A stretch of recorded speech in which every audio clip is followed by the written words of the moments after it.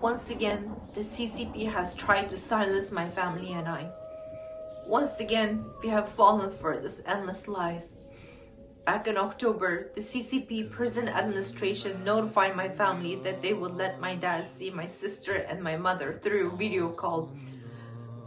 Ever since I received this news, I did not know how to react to it. Whether this was some sort of soft threat or light at the end of the tunnel.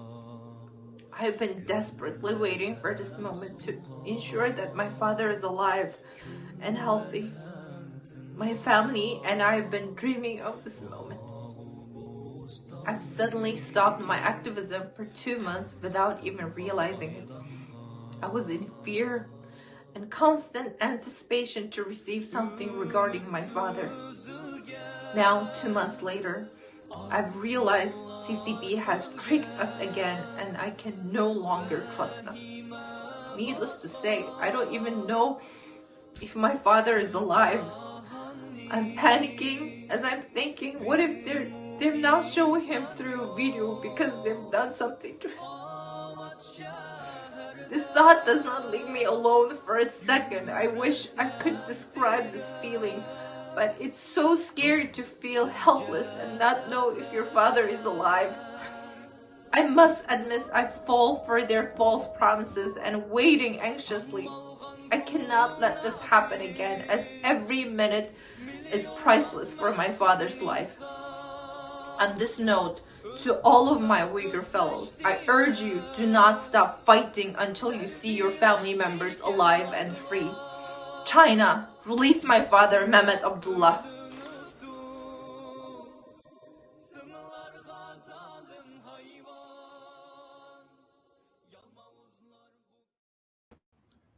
Assalamu alaikum wa rahmatullahi wa barakatuh. Dear brothers and sisters, and welcome to another episode of Talk is Turkestan, where we'll be talking to the so-called happy Uyghurs that the Chinese regime always seem to talk about. We have another so-called happy Uyghur. You just saw her video testimonial of her father.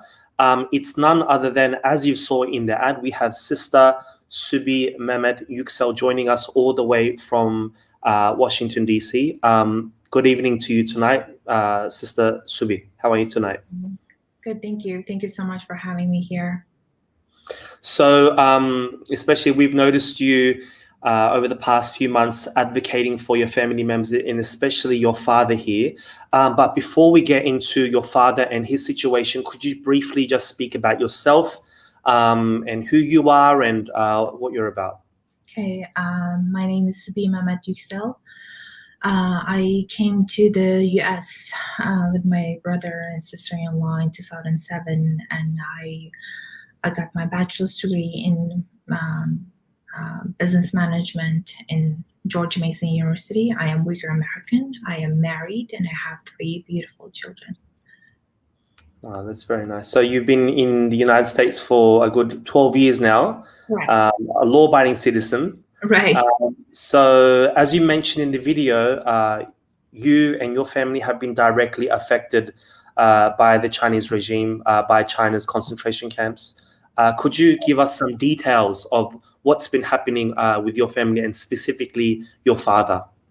Okay, let me recall the morning that I received the news. On April 29th, 2017, my brother came to my house at 3 a.m. and I was like very shocked. And he told me that my mom and dad, they're not coming to the US. They were supposed to come that day. And we didn't know what happened exactly. And we waited. And he asked me to stop cancel the ticket. And I finally contacted with my sister and asked, what was going on. And she pretended to be like normal. Like she was trying to tell me, hey, just stop calling me. Like, just cancel the ticket and they're not coming. And I can tell by her voice that something is wrong. And a few hours later, I finally have contact with my mom through WeChat. And when I look at her face, she was so scared, and I cannot describe her face. Like she was so she was sobbing without letting her voice out, and she is showing her wrists together like this, telling me that. Yeah. So and what year was this? 2017. 2017. So you've been going through this ordeal for the past few years now. Yes. So she was showing with wrists around her. So what had happened? Did you find out what had happened? Yes.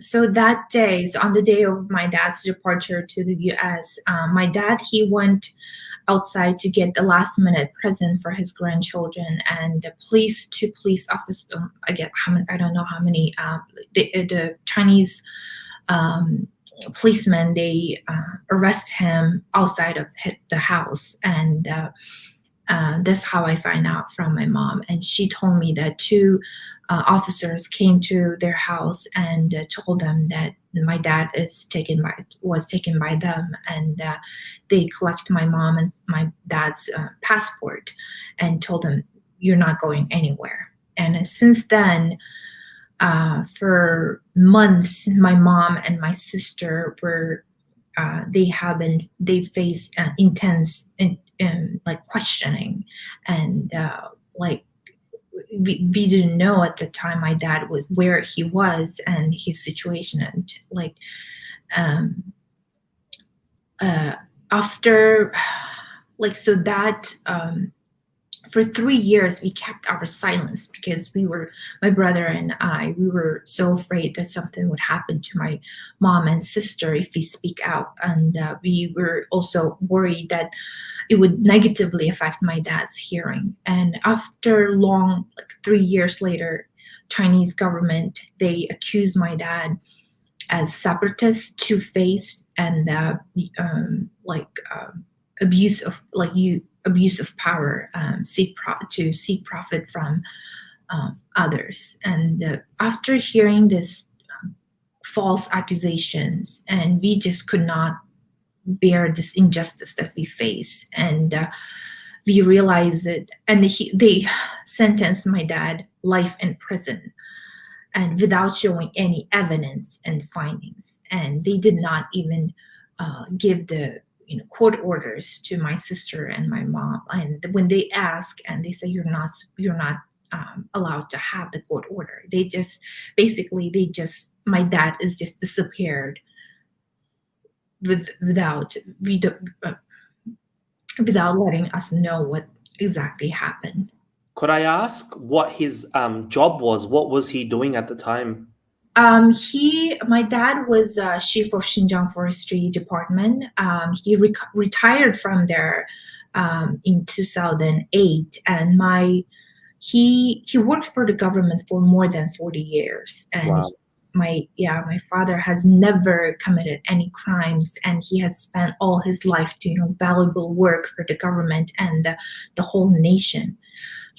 Because of his great leadership ability and proficiency and his integrity, he was always chosen to work at a governing position, and the Chinese government, they chose him to work at such position because of his talent and his leadership ability. And now it's shocking to hear that all of a sudden he become a criminal in the eyes of CCP among millions of Uyghurs, and who were jailed, locked in concentration camp. All that happened in the same time period, and his only crime is being a prominent and well-educated, intellectual, well-respected Uyghur man. That's the only crime.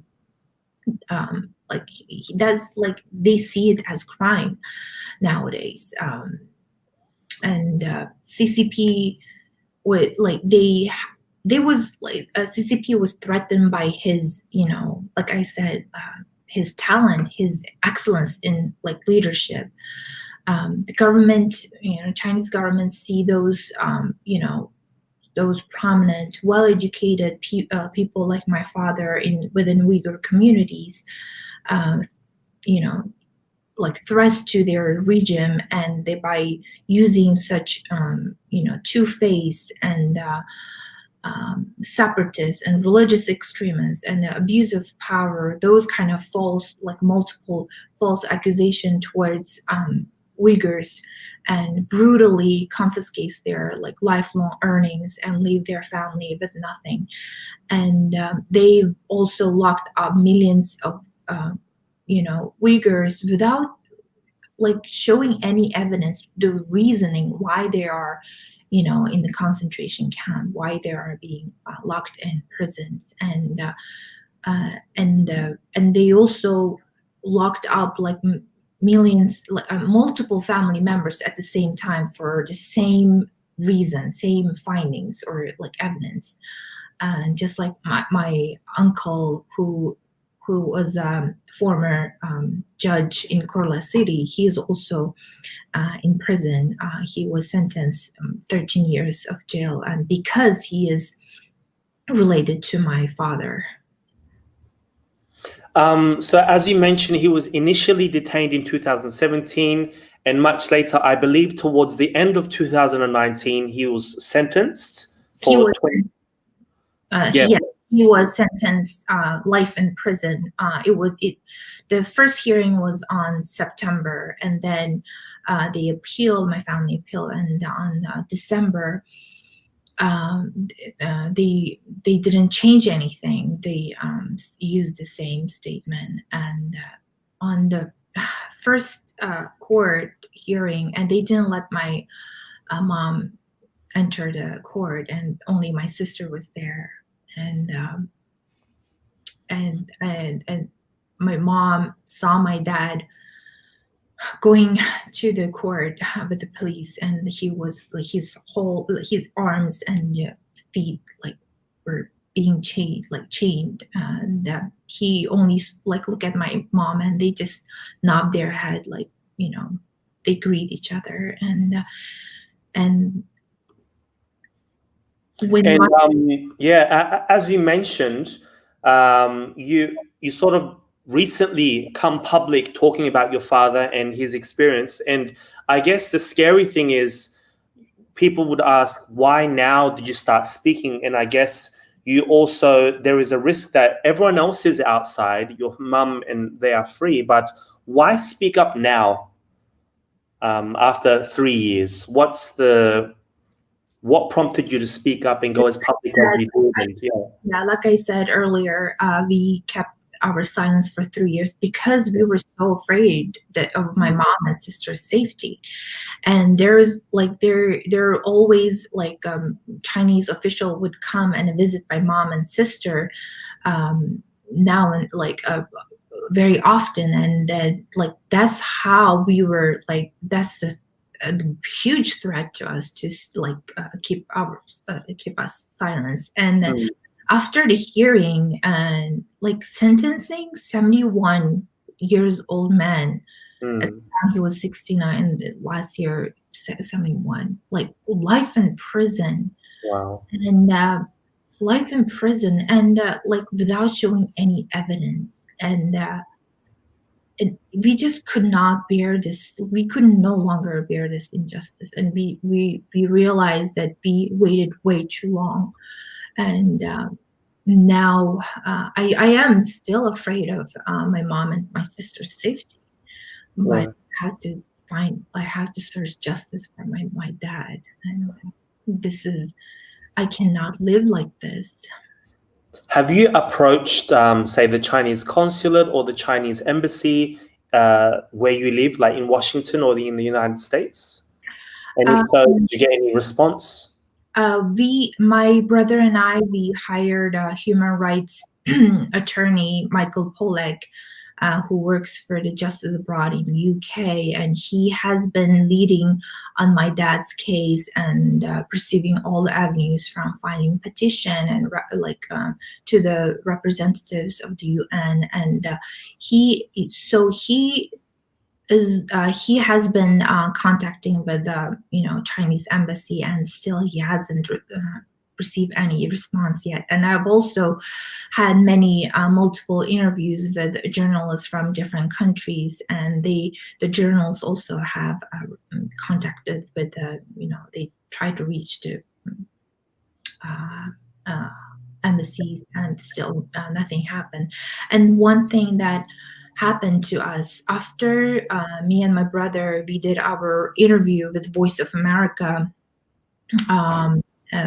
back in April, I think. Yeah, it was April. Global Time published an article saying that we are falsified, we're fabricating my dad's case. And they said that my dad was arrested because of his he used his power, abusive power. That's how he was locked. And we were so surprised, what is going on. And I talked to my mom, and we did tell what happened. We saw what's going on the Global Time, and she was like, no, your dad was charged as they arrested him as a political criminal. Wow. And that's how they were keep telling us those two-faced and separatists was the main charge of your father. And then my brother also found multiple, I think 3 Chinese government website. He found some of the articles, government official website, articles about my dad when he was arrested in 2017. They published articles basically showing my dad's case as an example to humiliate him, and in front of the governmental meeting. I don't even know how to what's that name. Yeah. And saying that my dad was charged for two-faced and separatist. And this is how they are, Chinese governments there. That's how they are responding to us. They are lying about, all the lies. They're just basically driving us crazy without showing the truth. And they themselves lies about their own lie. So okay. How about any US authorities? Have you approached the State Department or any sort of American authorities that could help you, or has this worked at all? Yes, I've reached out to State Department authorities, and they have recorded my dad's case. And I'm also one of the speaker of roundtable of the Congresswoman Jennifer Wexton. Wexton's teams organized the roundtable. I was the speaker, one of the speakers. So I gave my testimony on that live meeting, and Jennifer Wexton is a congresswoman who has worked to pass those 2 bills, a Uyghur Forced Prevention Act and the Uyghur Forced Labor Disclosure Act. And this on that meeting, and I believe that everyone showed their concern, and they told me that they will try their best to show awareness and do something about my dad's case. Okay, that's very good to hear. So, I mean, your father's been sentenced, but we've obviously heard some people's family being sentenced and then they let go again. But what's the fear now if he continues to be in prison? What do you fear? And do you fear for the rest of your family members as you take this more publicly and get your voice out there? To be honest with you, I'm spending every single day with fear, what if I cannot see my parents and I cannot hear anything good about my parents, and it's so hard to I don't even know how to describe that fear, and I keep praying that this will end soon. Something a good ending will come up. The world will do something about it, and they will eventually one day they will stop watching what's going on to us, and they will help us, to end this battle. I understand that you've got a change.org petition going on. Could you please explain a little bit about this and how our brothers and sisters could help with this? So where's this petition going to go? What's it for? I will have this petition is to show awareness, to show basically raise awareness about my dad's case, and I want everybody can share this with family members, and as long as I have more people sign, and I can take this to high authorities, government officials, and telling them this is not only about me, this is not only my voice, this is like this much people's voice, so that I believe that will definitely help rescuing my father. So guys, brothers and sisters, you heard it there. Make sure we're going to put this link of the petition into the description of this video. So make sure you go there on right now and at least put your signature on there to get this, heard a bit more. Do you have a special message for the Xinjiang authorities or the prisons that are currently holding your father, or the judicials, if we can call it a judicial system?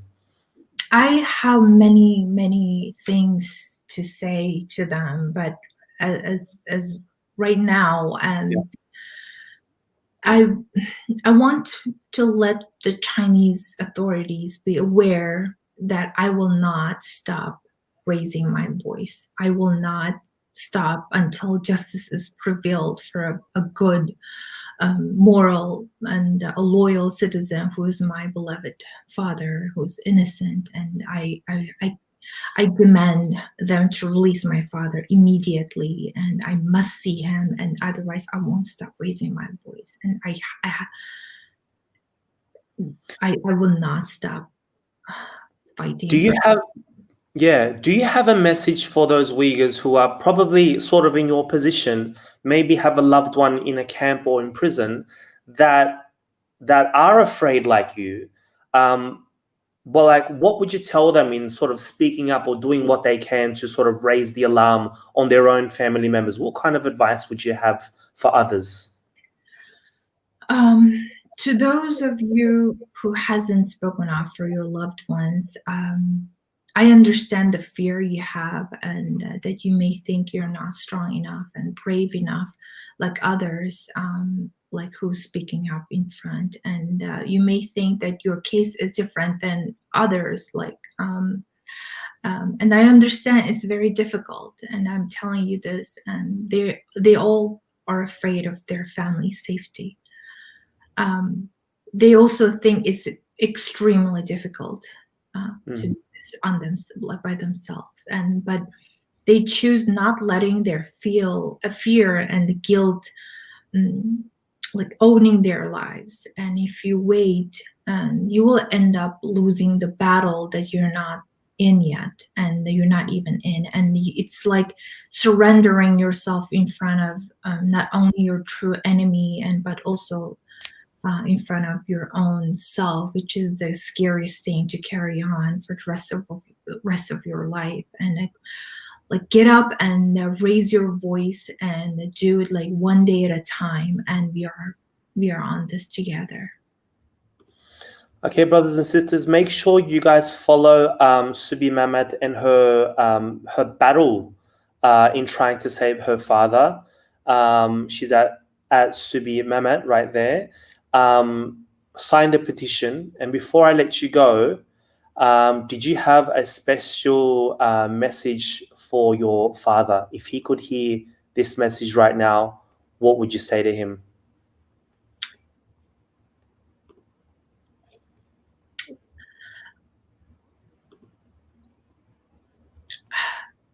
please stay alive for us, for me, for my mom, for your grandchildren.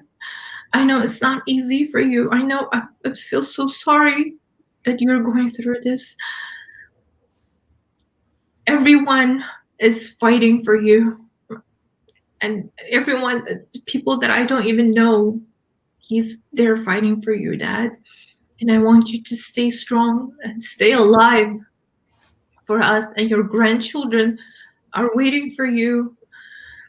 And I'm waiting for you here. Like, all I want is to, to hug you and tell you how much I miss you.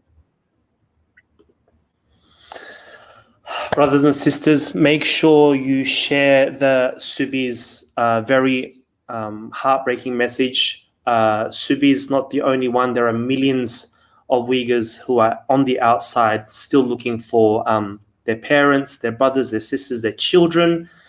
Millions of families being separated in this manner. Sister, thank you so much. May Allah reward you for coming onto the show and highlighting this atrocity. Before I let you go, is there any last words that you want to share with our brothers and sisters? I want to thank you for everyone taking time and watching my testimony, and please share this video and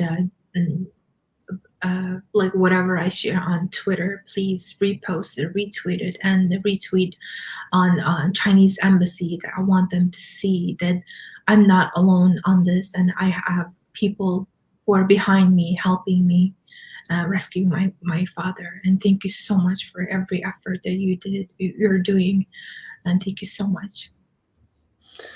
Okay, brothers and sisters, I'd like to first thank Sister Subi Mamat Yuksel. May Allah save and protect your family. And to our brothers and sisters that have joined us tonight, until next time, Assalamu alaikum wa rahmatullahi wa barakatuh. Thank you so much.